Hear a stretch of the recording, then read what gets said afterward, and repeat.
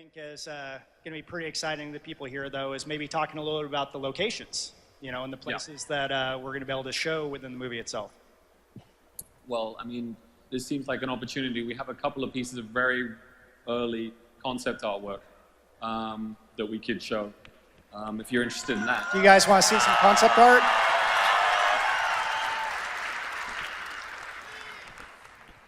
Pushing the magic button. Let's see if that works. Uh-oh. There we go. So we got, is that Drenor? Oh yeah, fantastic. So this is like an early piece of Drenor.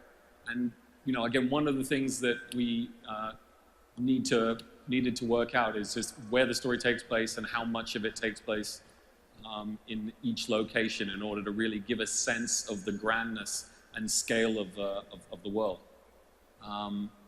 This is an environment, obviously, we felt very passionately about making sure was in there.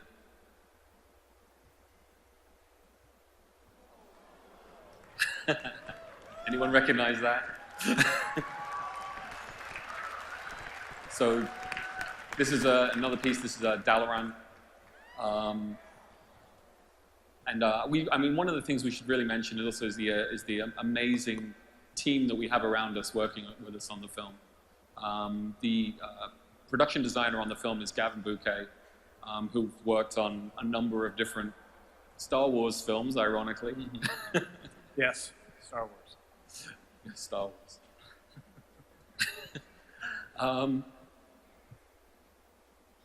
And then we've been working with also with Blizzard's artists as well. There's a number of artists that we've been working with from you guys. Yes.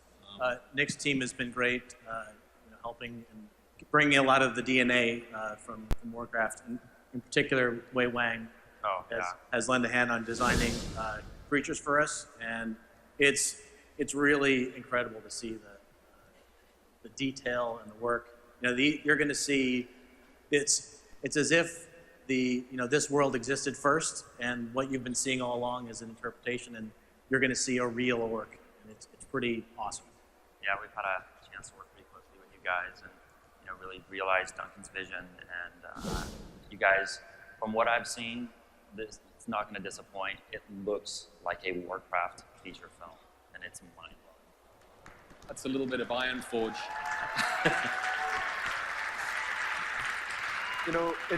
It strikes me that one of the really interesting things to have watched over the past 6 months, as Duncan's team has been doing a lot of design, and I've had a little bit more visibility into what Nick's group has been doing.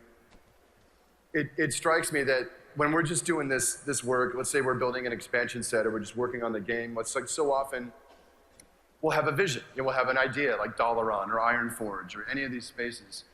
And when you're building it for purposes of a video game, you're kind of constricted by how many polygons you can put into a scene, how you block a scene, player traffic and flow through a city. Like there's so many design constraints, or design strengths really, but that kind of demand things of your vision.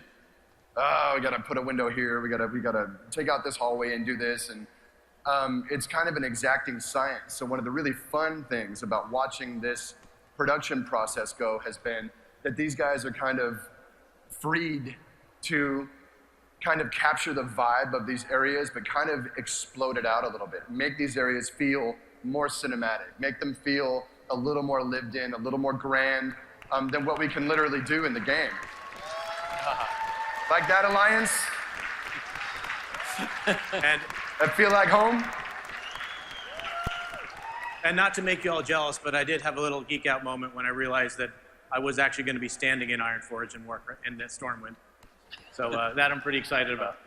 I mean, I think one of the most fun things for us about working on a film like this at the scale we're doing it at is we actually get to physically build a lot of locations in the film.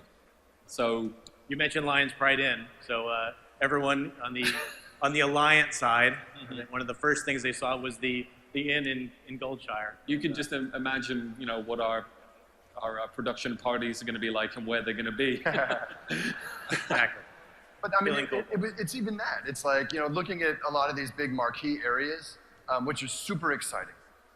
But just things like, no, we're gonna plant a shot at the Lion's Pride Inn. I was just like, it's like I've almost spent more time, well, I hate to say this, but like in Goldshire, right? After X number of characters over the years, but it's just so familiar, right? Yeah. It's just the grassroots of Warcraft, and there's obviously places like that all over the world. But I love that this potentially takes us to kind of more of the intimate spots as well that are almost as familiar, right? Well, the one thing, I don't know if we've ever said this before, guys, but I think you will all agree, is that when we talk about Warcraft, we talk about this big franchise, and someone's rocking in the other hall.